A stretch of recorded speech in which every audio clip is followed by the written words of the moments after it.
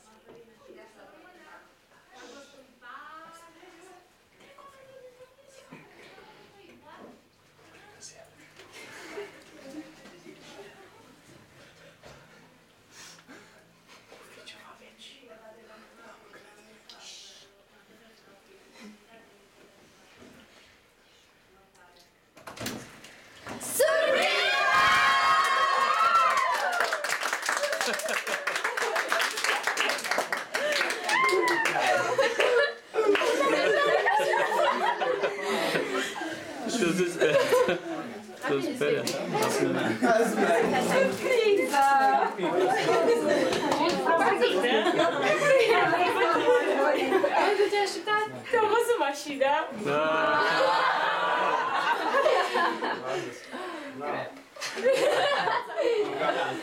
Dar nu m-aș jucat, nu mă jucam așa de mult. Am vrut să bine să aștept. Ce face fac? Am poți să mă știu la baie, da? Eu știa, da? Nu cred că am făcut un ședit. O să vezi pe filmare. Mai fără și noi. Da! Cine, măi? Eu, mă, da, și eu. Tu ai fost complicere. După aia să mergem și... Și mașina ta am văzut-o? Nu. Nu, calbine la stupa mea. Deci, fără mașini. De calbine. No, hai să Din partea noastră avem mașini. Scuze-le iau. Bună, David. Mai de ce bim? Și eu? Nu, aduce pilele în vasă. Da, o să le mai țin un pic. Da. Din partea noastră a tuturor. Oh, nu! Acum relaxați-vă.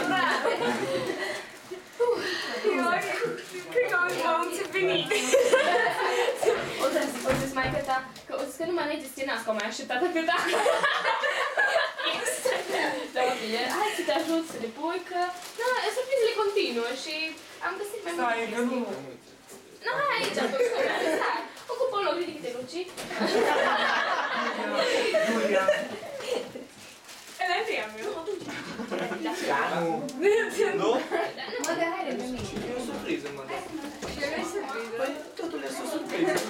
Cadou. De la voi? Partea noastră. Ok, acum o să servim ceva, să mergeți spre bucătărie, să vă luați ce vreți și veniți aici, bine? Poftă bună! Haideți, haideți, cu tupeu, să le legăm. Bine. O zic ceva de mașină? Ce faci, mă? Îți faci Mașina? Caută Luci Brănet. Buzele înapoi. Ce-are gagică aici? Cine combina? Tamara. Zici că ai găgică Tamara, ce ai găgică? Am care a zis cine, de cine? Și așa că să facă mai bine și putem și am zis că să fie astăzi ziua în care să se facă de asta. Sunt mai bine. Eu mult vă iubesc. Da, la Ioana. Și ne bine.